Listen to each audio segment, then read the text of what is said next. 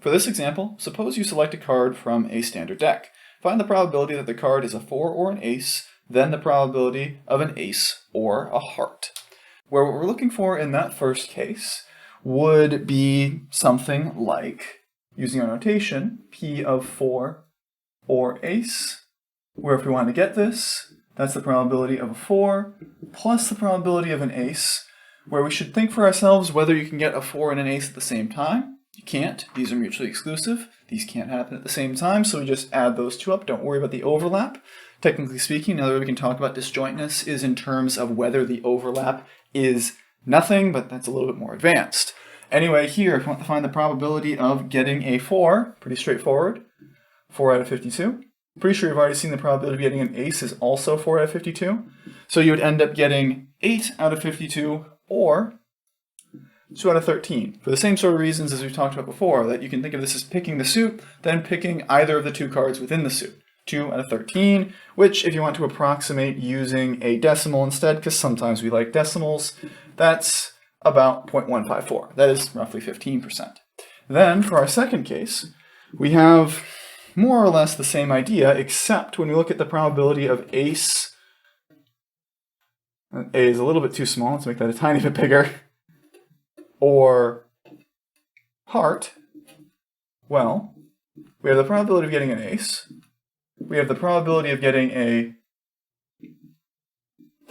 heart, but the ace of hearts is in here, ace of hearts is in there, so we have to remove the double-counted ace of hearts, where probability of getting an ace, 4 out of 52, probability of getting a heart, 13 out of 52, and the probability of getting both the ace of hearts, that's a unique card, is just 1 out of 52.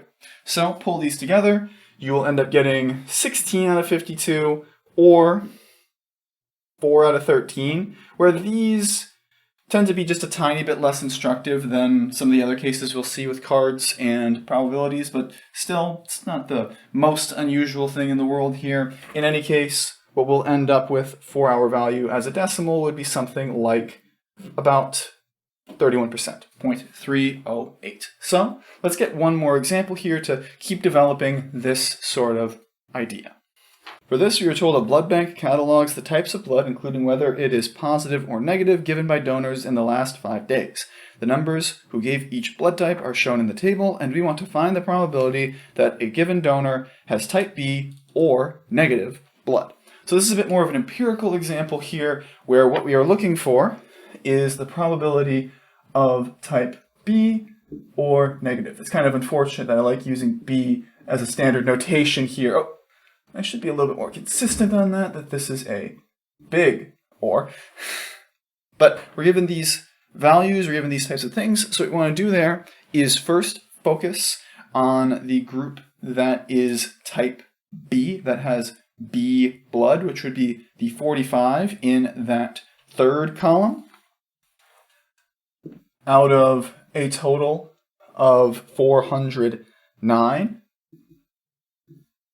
Then we want to talk about the probability of negative blood, where negative would be the second row, which is a total of 65 out of 409.